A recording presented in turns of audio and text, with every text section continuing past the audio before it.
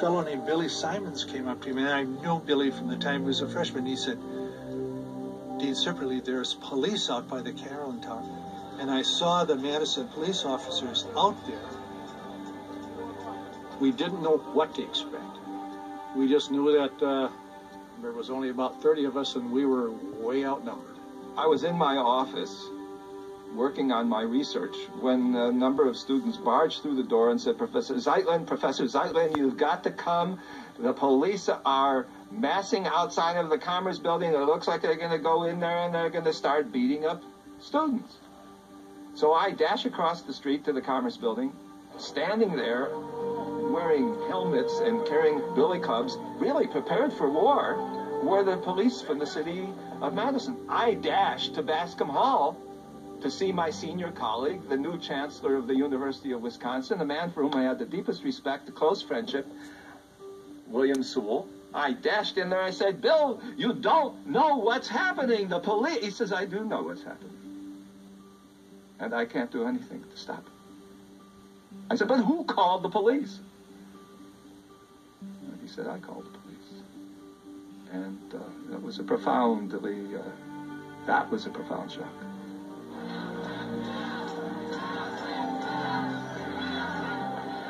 The university wanted us to go in and clear the building. And they didn't say how, they just said, "We want them removed." And we said, "Fine."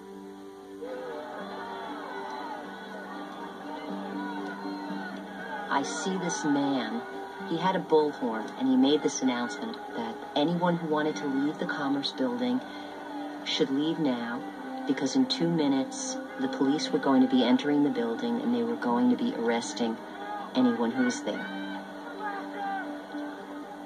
But the thing that happened was that I don't think even 10 or 20 seconds elapsed when all of a sudden the police stormed the building. And I remember they had these billy clubs and they were breaking the glass doors of the Commerce Building. When the window went out, everything turned loose. They turned loose, we turned loose, and it was a matter of who's going to win.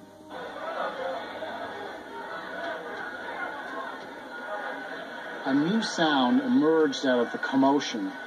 It sounded like somebody breaking watermelons with a baseball bat. That was pretty frightening because we were trapped and this sound was approaching.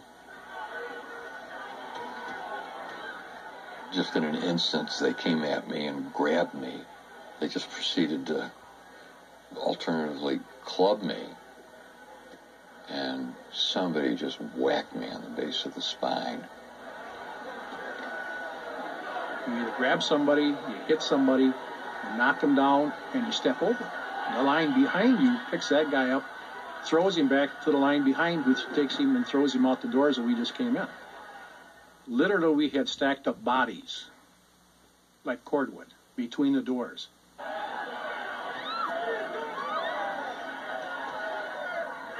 People were trying to get out. And as the people were trying to get out, they were beating people up with billy clubs, as hard as they could. And you could hear the whack.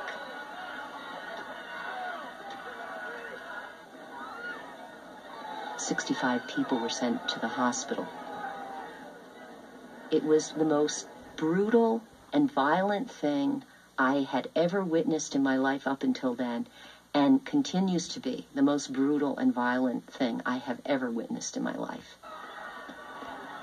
These officers were pissed. I mean, there's no question that they wanted to inflict some damage. I mean, they were speaking through those clubs. The authorities seemed not to be interested in arresting people as much as they were interested in attacking the demonstrators. And it wasn't revenge on anything. But if you got a student, you tried to make sure that he didn't return, that he didn't want to come back. And if that meant, breaking his kneecap, that's what you did.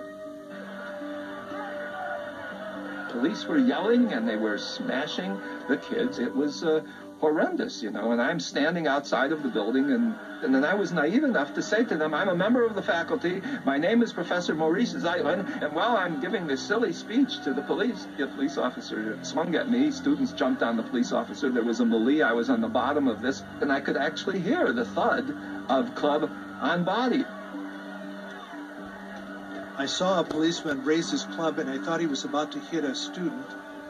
And I couldn't help myself. I just grabbed him. He had a face mask on, and it wasn't until I was inches away from his face I realized he was a person that I had gone to high school with. And I said, Jerry, what are you doing? And he said to me the same thing, Jack, what are you doing?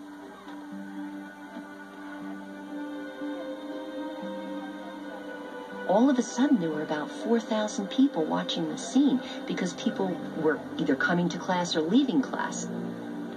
I remember people starting to scream, Sieg Heil, Sieg Heil. In fact, that event, the police smashing students, politicized students who didn't even know the war was going on. But when they saw on their own campus their fellow students being smashed by police, it was natural for them to turn out. It was in their nature.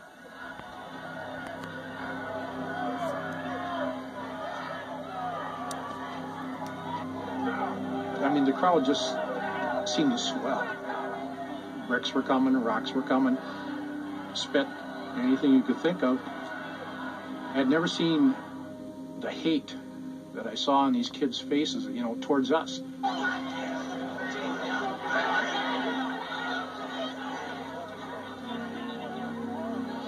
It was a half a brick.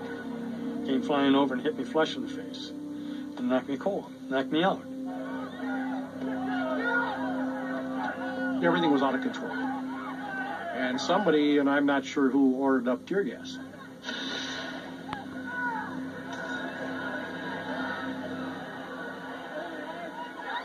And all of a sudden, my eyes started stinging, and there was this odor, this funny smell.